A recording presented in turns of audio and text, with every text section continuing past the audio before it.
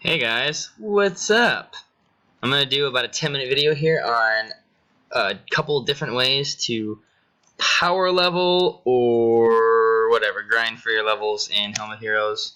I know this isn't a super popular game, but I play it, so I'm going to do a video because I haven't done a video in forever. Alright, so first I'm going to show you my character. Yes, my character has obviously been ticket boosted. I have spent real life money to buy tickets to get better stats. But this is doable for any character who is careful or has even remotely decent attack. So my method of leveling up very quickly for my level is, is Cornelia. And pretty much the steps behind doing it is you refresh. Oh my god, I got this fucking...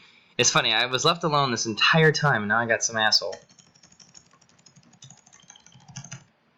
Oh my god, he's pretty strong. Oh, 335. Actually, he's not that strong. I don't know why I didn't get more XP.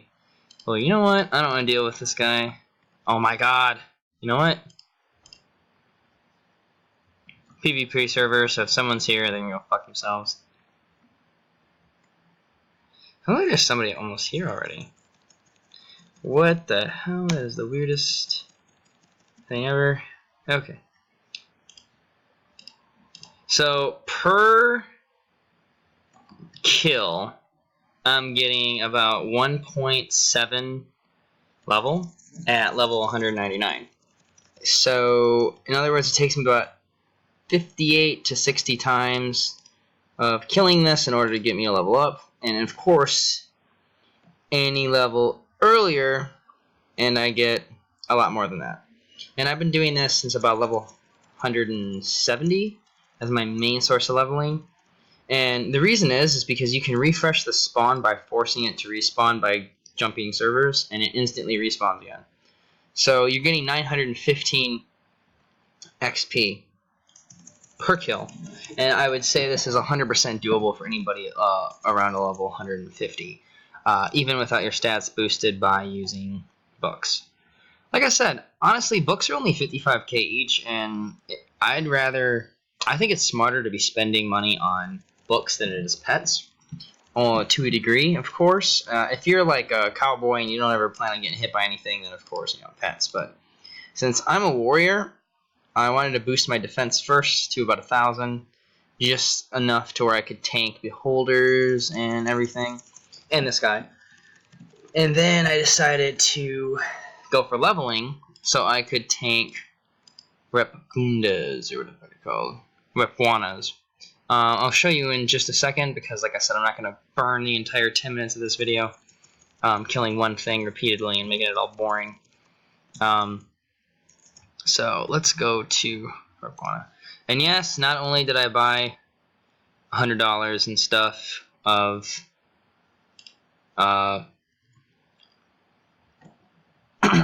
tickets to sell, but I also used it on my actual character, like getting the orbs and all that basic shit. Basic shit. Alright. Map. There's probably somebody in here, so I should be careful. Let me just change my server. So I'll show you how strong I am currently against the Whipwanas. I do take 0 damage for a little bit, but then they start to do damage to me.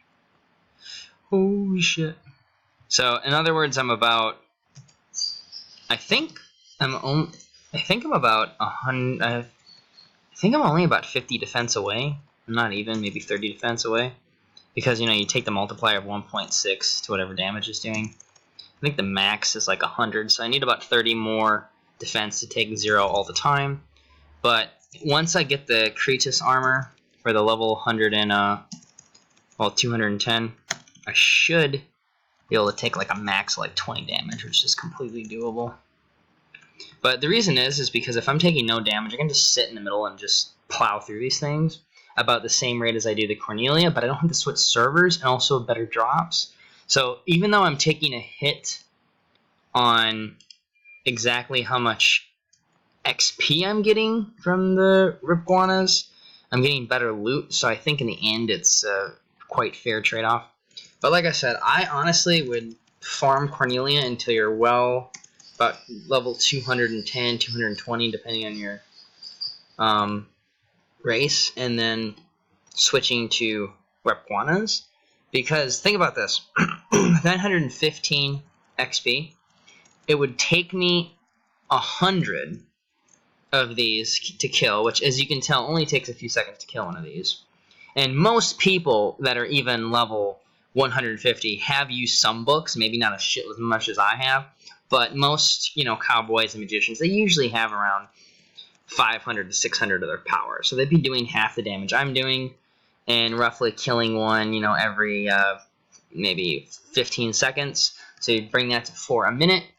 And so that means in 10 minutes you've killed 40, in 20 minutes you've killed 80. So even at your absolute highest point of where you have to kill 100 of these, it would still only take you about 25 to 30 minutes of you grinding pretty hard to be able to level up. And that's pretty impressive. I mean, that's almost a level 300 for 90k XP. So this is definitely a boss that I recommend for XP farming.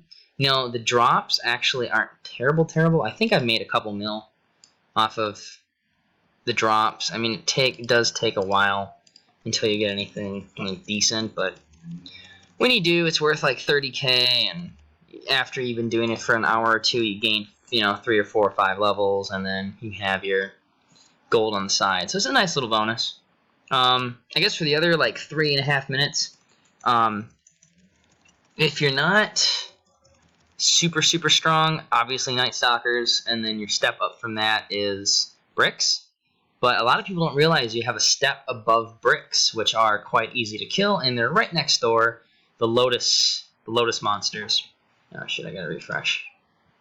And obviously you know my Facebook name, but ooh, whatever. My Facebook name is already known. Well, it should be if you follow me on YouTube or Instagram or anything else. I have my name attached. Doesn't really matter. So, yeah, this is definitely a good way. Like I said, Night Stalkers, bricks, Lotus monsters would be your next step.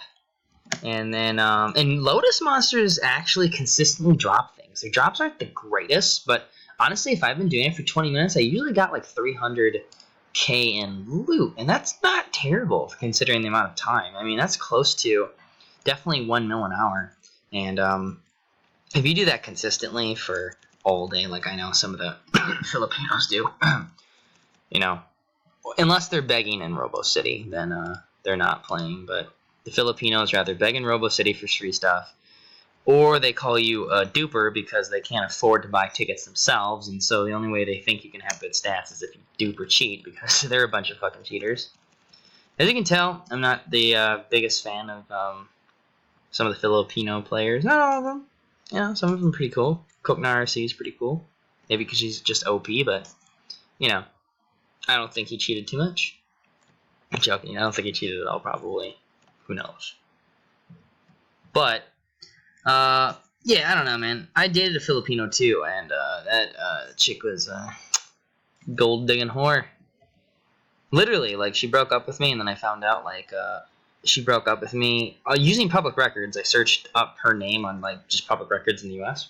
and I found out she got in America way sooner before she told me after a breakup. And she literally broke up because she found another guy that she could go whore off to and would spend money on her and give her free shit.